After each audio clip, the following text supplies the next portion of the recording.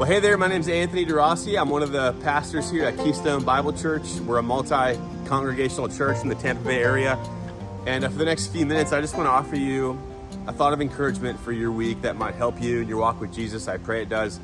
But I wanted to introduce you just to a thought, and that's the thought that God is Father. He's a Father. You know, the Jews in the ancient Near East, they really only viewed God as sort of holy, which means transcendent or other or different.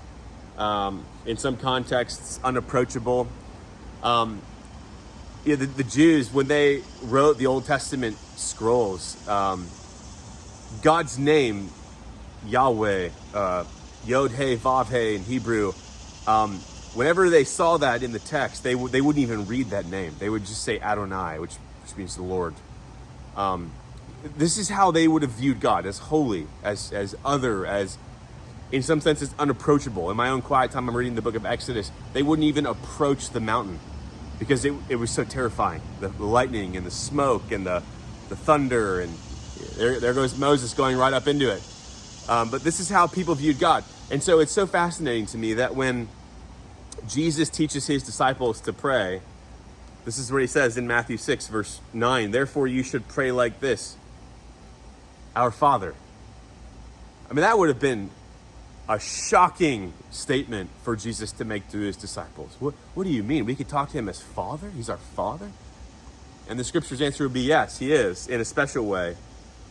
You know, later on in the book of, in some of the epistles, you know, for example, the book of Galatians, chapter 4, verse 4, when the time came to completion, God sent his son, born of a woman, born under the law, to redeem those under the law, so that we might receive adoption as sons.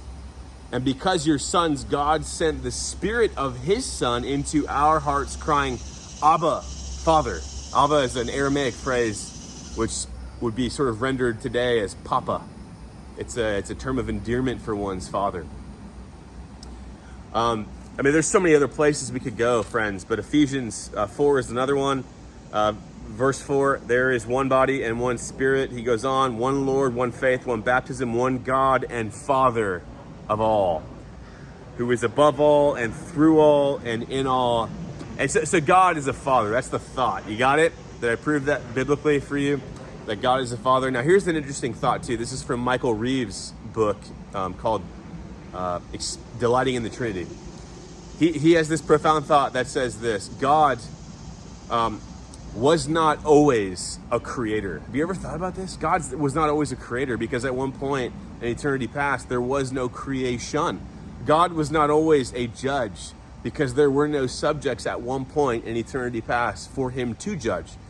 God was not always a lawgiver. If you think about that, there was no law in existence because there was no one to give a law to.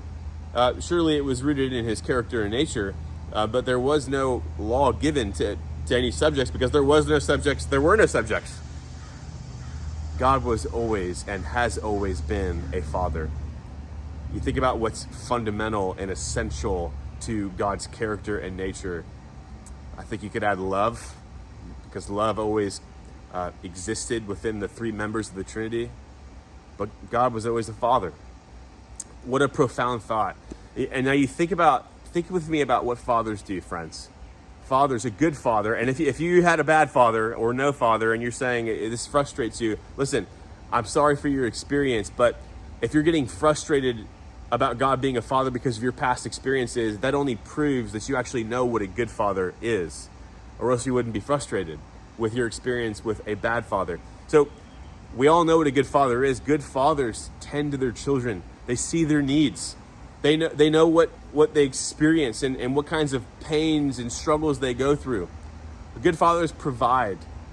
They have good gauges on the growth and progress of their children.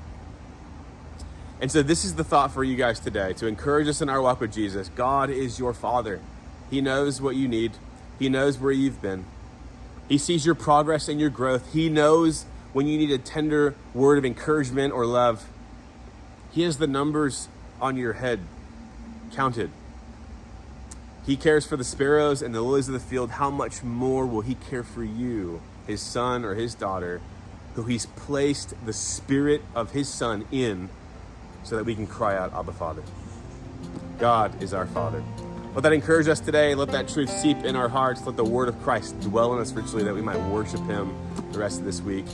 That's the thought. So, hey, thanks for joining us. Thanks for being spending a few moments with us. And if you would like to make sure that you receive encouragement every single week, text MME to the number just listed below here, and we'll make sure that you get encouragement right to your phone in the middle of your week. And we look forward to seeing you right here next week on Midweek Morning Encouragement.